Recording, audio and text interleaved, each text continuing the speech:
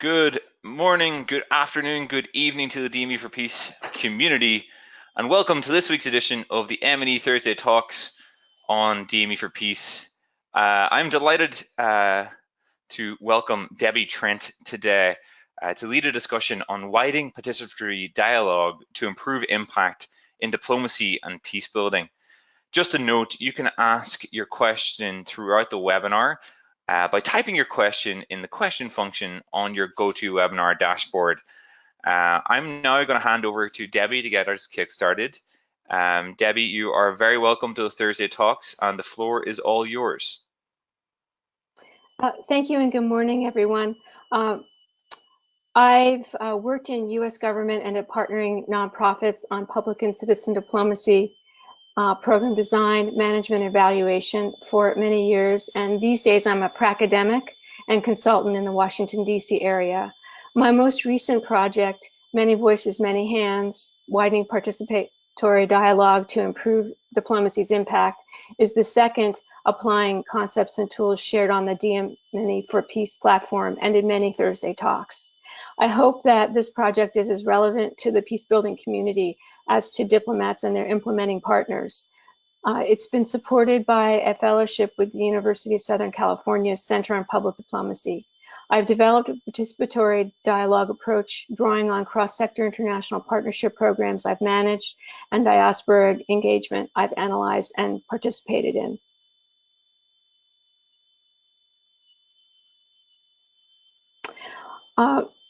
I will begin with a theory of change through strategic political engagement, and I will then move on to concepts, practices, and context and process for widening stakeholder participation, dialogue, and impact. Work through some analytical methods and variables, go into a few of the findings, key findings, some strengths and weaknesses of the approach, some applications, and the challenge is to make the approach qualitatively and, when feasible, quantitatively rigorous, yet practical for small and large-scale programs. The approach should also facilitate project reporting and advocacy. I look forward to your questions and reality check on the approach.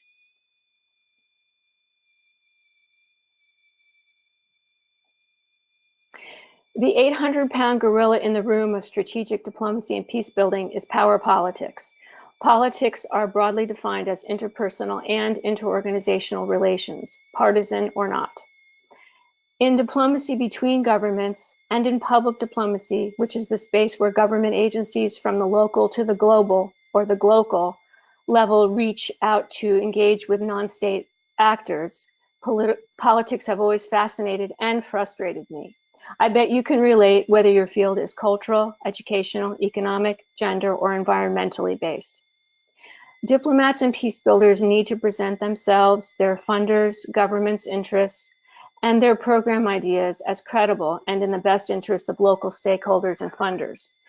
To do that, they need to form strategic partnerships with stakeholder groups sharing specific interests and to collaborate on affecting and measuring change in political behavior.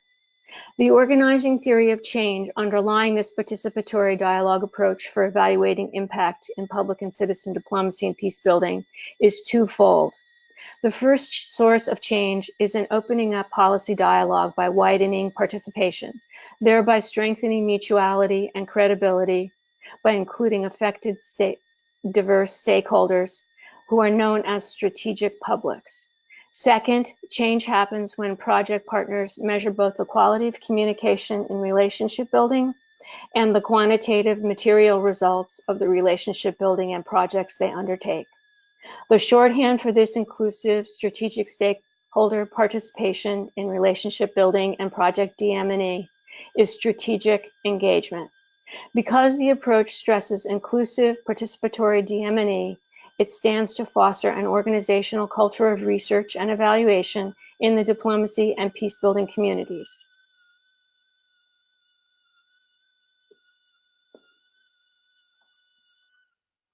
Within global politics are situated non-official, citizen-to-citizen diplomacy, official government, global to multi and bilateral, and then subnational state and city diplomacy.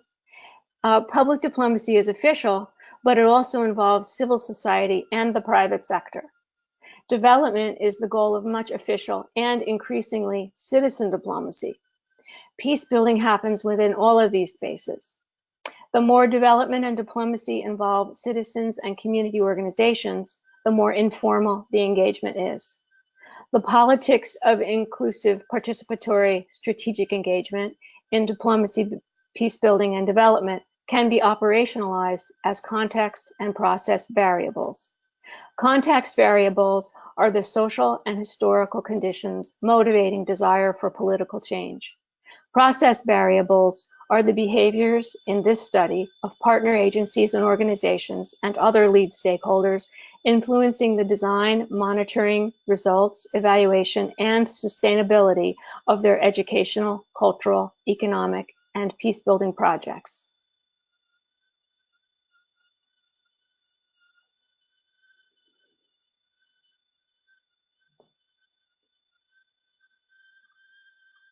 Power politics of all kinds, identity, gender, national, tribal, water, trade, involve diverse stakeholders, requiring mediation in order to effect positive behavioral change.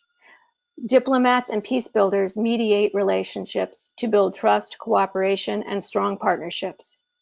As a multi-stakeholder collaboration process, partnership can be a particularly credible and effective mediating process for administering services and projects involving diverse stakeholders and program implementers.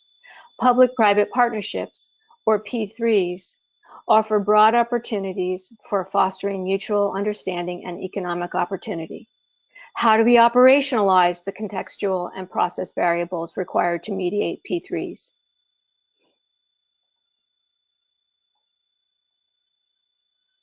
In the present dialogic participatory approach to DM&E, the contextual variables include the complexities of national and subnational diplomacy due to globalization, the rising power of diverse non-state actors, such as these, and the challenges in translating strategy to programs. Here, the programs are US government-funded global partnerships and sister city partnerships.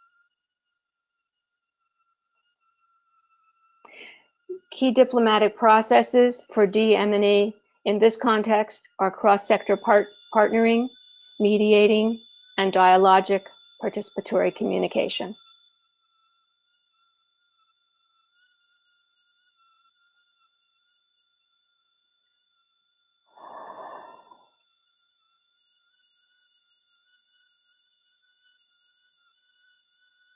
Mediating global politics has 5 key dimensions. The first is administering new and expanded relationships. The second is negotiating, representing, and managing mediatizing forces and their increasingly advanced and accessible communication technologies. The third is providing conflict mediation. Fourth is promoting city-to-city cross-border cooperation. And the fifth is integrating project DM&E from the outset of project planning.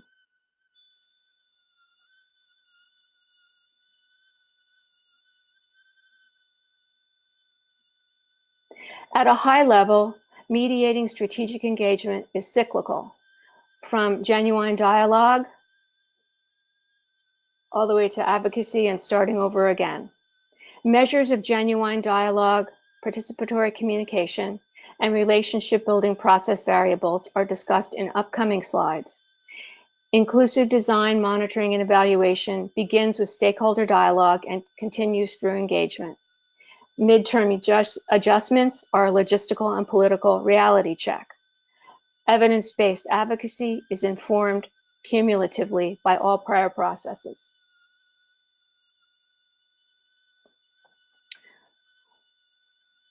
In this study, the strategic engagement value of relationship building through inclusive participatory dialogue and DM&E are measured post hoc in 3 cases of public and citizen diplomacy, situated primarily in the United States. The International Diaspora Engagement Alliance, or IDEA, has been funded by the U.S. Department of State and Agency for International Development, and Calvert Impact Capital, formerly Calvert Foundation, was the managing partner from 2013 to 2016. The Chicago-Kiev Sister City Partnership was established in 1991. The Sister City Agreement between Montgomery County, Maryland, and the El Salvadoran state of Morazan was inked in 2011. The 3 meet the selection criteria of cross-sector relationship building that include demographically diverse global publics, i.e. ethnic diasporas, significant contributions of resources from the public, nonprofit, and private sectors, local public sector stakeholders, and program goals spanning education, culture, health, trade and tourism, good governance, and philanthropy.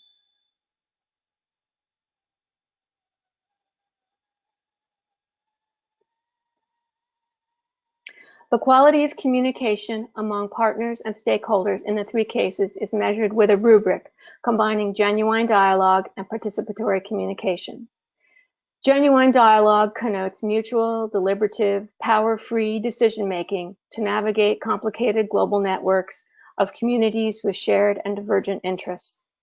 Participatory communication draws on stakeholder management and corporate social responsibility to aid in identifying with whom to engage strategically, as well as relationally.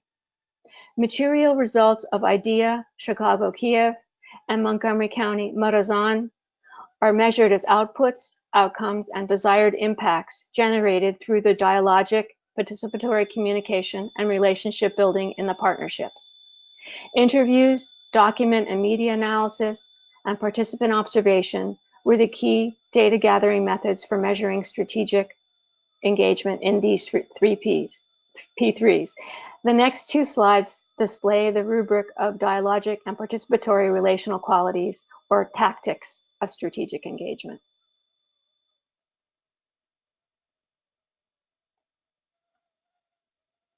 Dialogic and participatory communication is married with 8 genuine dialogue and 15 participatory communication practices to mediate the diversity of stakeholder experience and perspectives in strategic engagement. Part 1 of the table pictured here contains 5 of the 15 participatory communication practices, listening openly to jointly through to jointly strategizing, implementing, and evaluating. They are cross-referenced with the 8 genuine dialogue practices, from mutuality on the left to risk on the right. Some of the practices reinforce one another, as indicated by the blue inverted triangles. For example, the participatory communication practice of listening openly to absorb multiple perspectives in problem definition, goal setting, reporting, and codifying DM&E processes reinforces the dialogic acts of presence and respect. Here, diplomatists are in close proximity and open to engaging with diverse stakeholders affected by a current or contemplated program before its implementation. Respect comes in recognizing these stakeholders as strategic publics.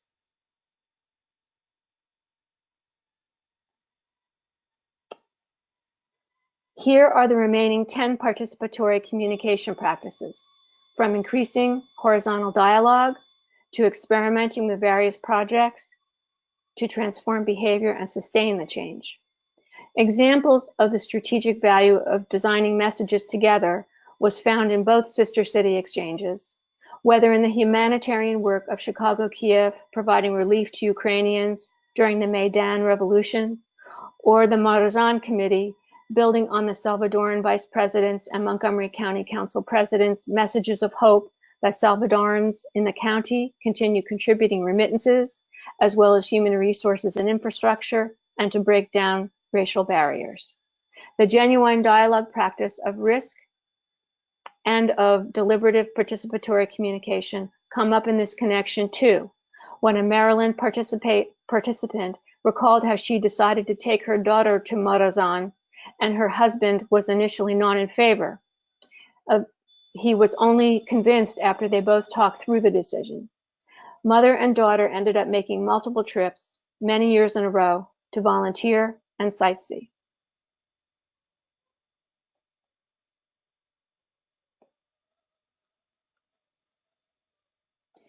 Now we'll move from qualitative measurement of relationship building to assessing outputs, outcomes, and impacts.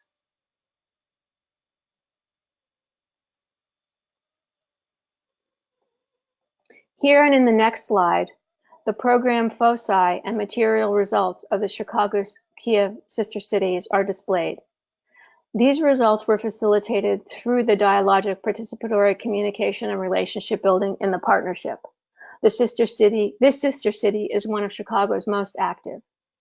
Outputs are completed discrete activities, for example, cultural events, scholarship fundraising, and exhibition sports.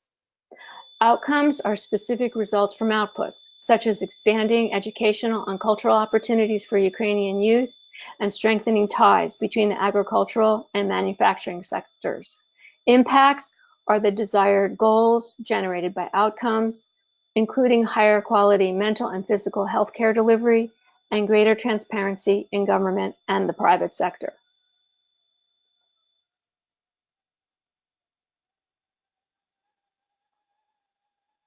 Part B of the table shows the last two of the 7 foci of the Chicago-Kiev sister cities, along with the remaining output activities, and over 26 fundraising events, generating more than $100,000 in donated goods and cash. 3 higher level outcomes and 2 additional desired impacts complete the partnership's achievements and anticipated results.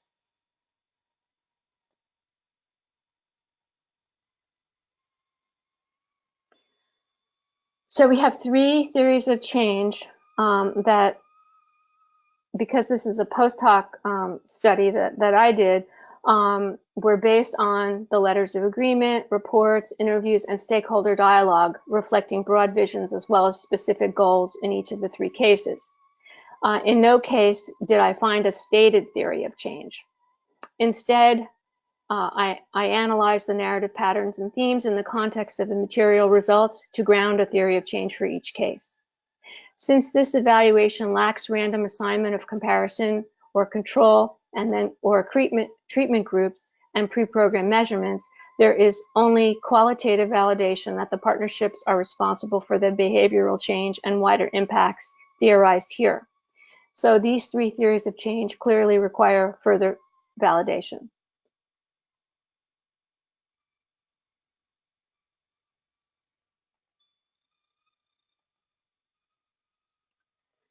So we have various strengths and limitations. This approach introduces a strategic framework for mediating and measuring inclusive participatory dialogue and impacts of public and citizen diplomacy partnerships. It also incorporates international development and peacebuilding practices in design, monitoring, and evaluation.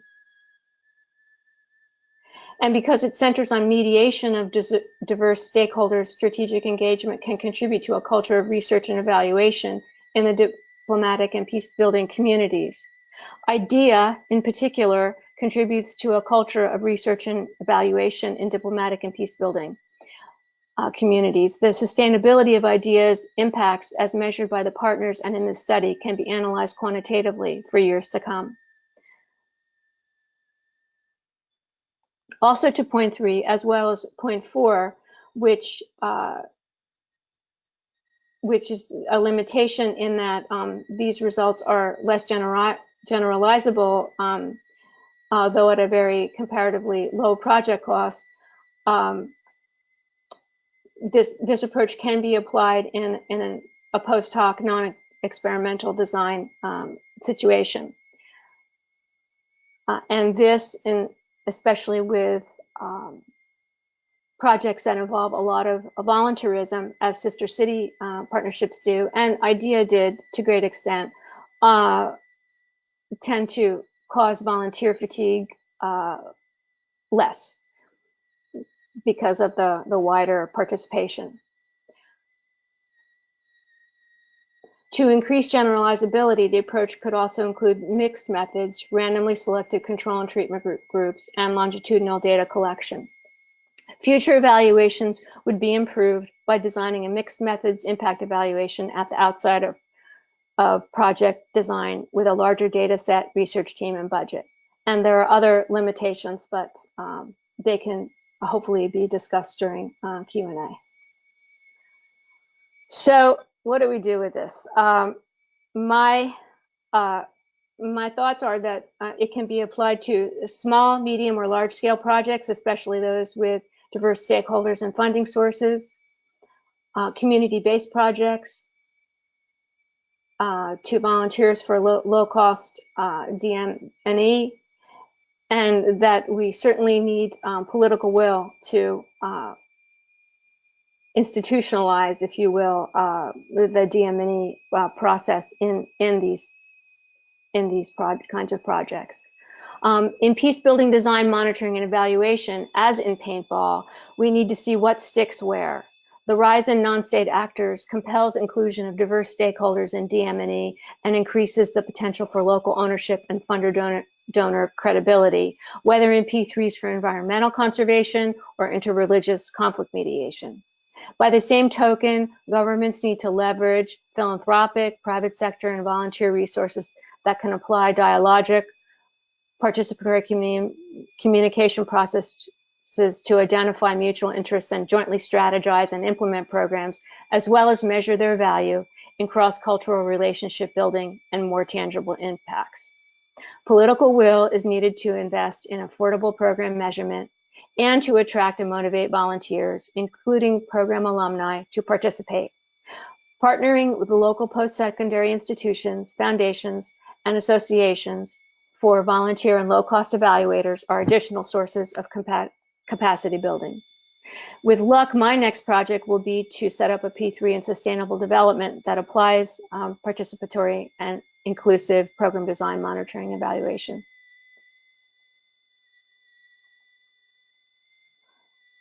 So looking forward to Q&A, and thanks for your attention until now. And there are some resources that will be posted on the DM&E Peace platform for your future use, if you like. Great. Thank you very much, Debbie, for an incredibly detailed presentation this morning. I know we've got a couple of hands raised already, so it'll be great to get stuck right in to the questions and answers. For those of you who are new to the Thursday Talks, you can submit a comment or question one of two ways. The first is to type your question through the question function on your GoToWebinar dashboard. The second is to click on the little hand icon, which will raise your hand, and that will mean we unmute your microphone so you can ask your question live. When you do submit your question, we ask that you submit your name and affiliation. Just a note, these talks are recorded and posted on DM for Peace's media gallery, so that those who are not able to join us at this time can go back and listen to the presentation and the discussion and learn from our wider engagement. Now, Debbie, I'm going to be the sort of stickler here, and I know you touched on it just at the end of your presentation. I'm going to use my moderator's privilege to really ask about the limitations of this approach. Wider participation is always seems to work really well, but what are some of the limitations that you encountered during this process? I know you touched on it briefly, but I was wondering if you could elaborate a bit more. Yeah, well, it's definitely a process of staying focused while listening to and incorporating and integrating the ideas and problems that the policies that government or whoever is funding would like to put into place. And it may mean that wider participation means running smaller, shorter projects in order to, just doing a lot of testing and experimenting the way the participatory communication processes includes that. the willingness to be a learning culture and experiment. So I think that the notion of keeping projects very specific and mutually agreed on is the way to ensure, or at least strengthen, the probability that you have the participation of the um, obviously affected stakeholders, as well as those who might not even realize they would be affected, but need to be engaged as well.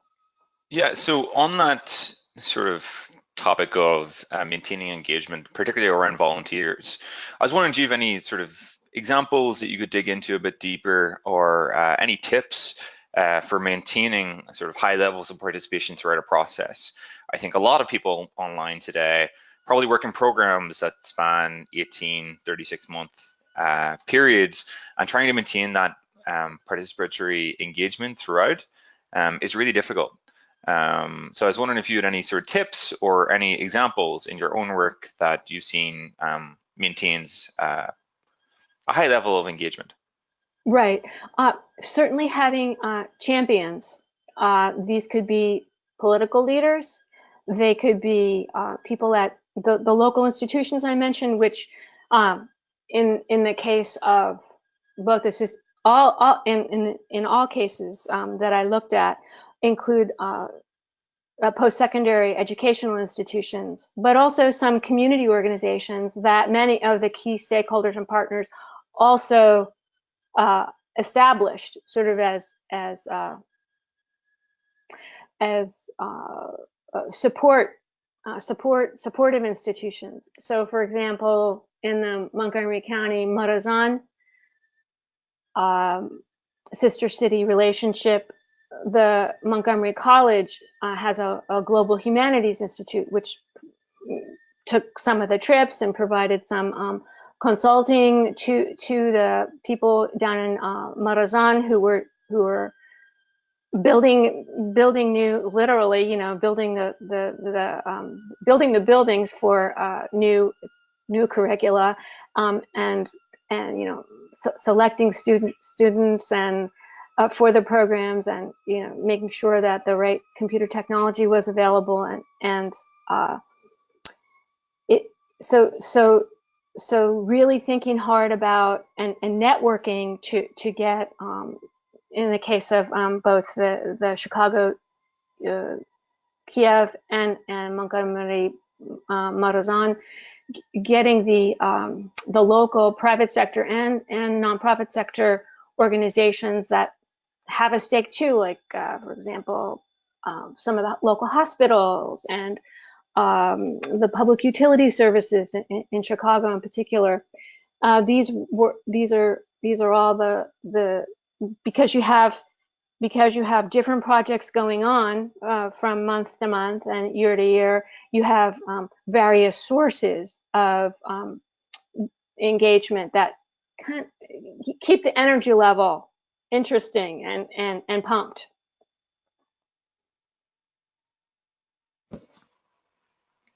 Great, thank you, Debbie. And apologies, my audio and Wi-Fi just seemed to drop for a second. We have a raised hand from William Tarpai. William, your microphone is now unmuted, so please feel free to ask your question to Debbie live. Hi, Debbie. Good presentation. Hi, William, we can't really hear you.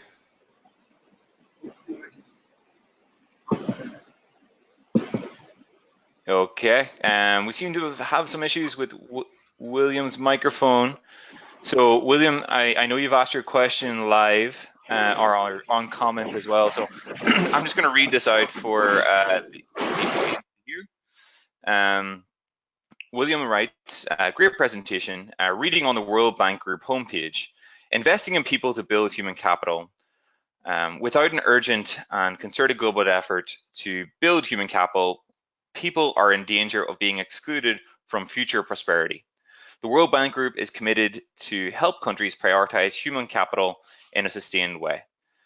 reinvigorating existing and creating new partnerships to address the 17 Sustainable Development Goals was William's purpose in Colorado last week. It was a hard sell as American people are hesitant to engage with both the United Nations and the World Bank Group, perhaps mostly because they're not aware of their works. So I guess William's question is, how do we increase awareness? How do we engage groups in Colorado and the United States with more these development institutions? I think it requires a lot of listening on the part of the the leaders, the folks like William, I guess, like myself, and other implementers who want to see change. So we have to be focus on a particular problem as expressed by a particular group, and then do that stakeholder analysis and come upon a problem, a theory of change for addressing that problem, and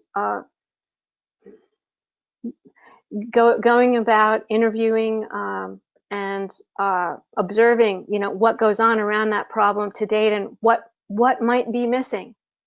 Establishing those relationships through these different communication processes that can really sort of polish a nugget, a nugget for that change to occur. It's a lot of hard work. Yeah, it's definitely not easy. Our next question comes from Kadir Ayan, and Kadir writes, "Thank you for a great presentation. Could you please elaborate more on how you apply your genuine dialogue rubric?" Right. So it's literally pouring through, doing the interviews and analyzing the documentation that's available on different partnerships that may exist on the web, may be enunciated in and discussed in meetings and other public fora, and webinars, web chats, stuff that goes on Facebook. I looked at as much of that as I could, and it's just this process that many of us know very well in the qualitative analytical world, just looking for different concept structures and patterns and themes that repeat themselves, and then comparing them to the different participatory communication practices and genuine dialogue practices, or as Kathy Fitzpatrick, who nailed down this genuine dialogue, this 8-part genuine dialogue theory. She calls them actual requirements for good public diplomacy, good strategic engagement, and just looking for them and seeing how they evidence themselves in the day-to-day work of project design, monitoring, and evaluation. Great, thank you very much, Debbie, and thank you, Kadir, for your question. Just a reminder, you can ask your questions via 2 ways. The first is through the question function on GoToWebinar, and the second is to click on the hand icon and you can ask your question live. We always love to hear from the wider community on what you're working on and how you've encountered this. Debbie, I know you had a couple of questions for the audience, which you thought about sort of posing. Sure. I was wondering if you wanted to share them. Okay, sure. So I've been for years pretty skeptical of this idea of strategic engagement, because it's sort of like the word fact. It's kind of we're not always sure of what strategic means, and it is certainly a matter of perception. So I'm wondering if if strategic engagement is a term that you all have just come to accept, or sort of grudgingly, or if you really think it's a good, it's a robust enough concept that it can be operationalized and measured. Well, I'll jump in first on that. Thanks. I think strategic is often used as a prefix to make it seem like you've done something a little bit more extra to what you're trying to do. I think one of the big problems that we have in professional fields is that we develop these sort of overly jargon-based technical language. So for example, instead of just saying stakeholder engagement, we say strategic stakeholder engagement, when ultimately the goal is still the same. I think the one thing the strategic engagement expresses to me is that what you're doing is targeted and in some way has a direct purpose. Like you're seeing both sort of the potential and the outcome. We have a comment from William again on this, and he said that the strategic engagement is a great concept, but more work is needed to move from concept to action. And I think, yeah, I think it's still a developing term, but I often feel like people use the word strategic to make it seem like it's more targeted, more professional than it is actually. Yeah.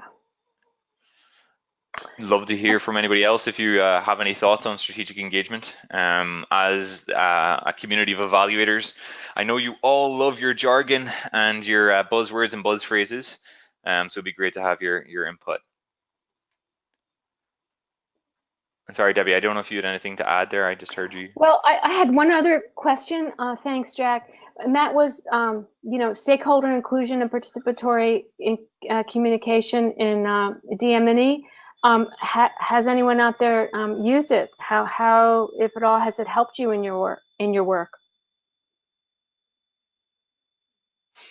Yeah, and while the questions come in, I'll jump in again. One of the things we worked on in DME for Peace was breaking barriers to participation and inclusion in peace building evaluation. We did this as a human-centered design workshop in Cape Town a couple of years ago, and I know a couple of people online actually attended the workshop. So really looking at that, one of our sort of key barriers to sort of participation and inclusion in peace building evaluation was that we weren't engaging the sort of the wide range of stakeholders in the design of programs. So for example, when you're building a program, you're often trying to look at the stakeholder and do a stakeholder map, but the stakeholder map is often incomplete, so not realizing that understanding the donor's perspective, a local implementer's perspective, an international implementer's perspective, an international NGO's perspective, as well as kind of an evaluator's perspective, and making sure you get a 360 view of that. It was a really interesting process, and I'd encourage anybody to go look at those resources around breaking barriers to participation and inclusion in peace building evaluation. Sure will, thanks. And I believe our audience has gone silent today. But Debbie, could you go to your last slide again so they have the contact information? Sure.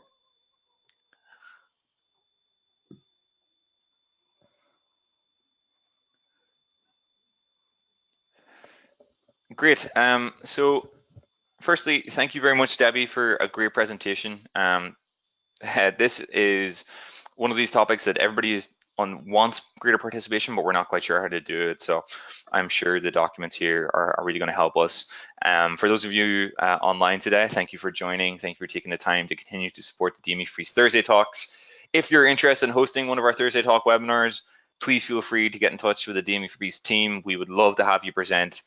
We are a community sourced and open source platform, and it would be great to hear your research, hear what you're working on, and engage the wider community. We're going to be back in a couple of weeks, so you'll have more information about that in your inbox soon. And just one point of housekeeping before I leave, the DME Freeze team is hiring. If you know any sort of emerging practitioners who have skills in the communications field, I would love to hear from them. So the job posting is on the DME for Peace website, and please feel free to reach out to me directly. But we're hoping to hire someone to join the DME for Peace team here in Washington, DC. Thanks again, everyone, and thank you, Debbie, for a great presentation. See you all online in the not too distant future.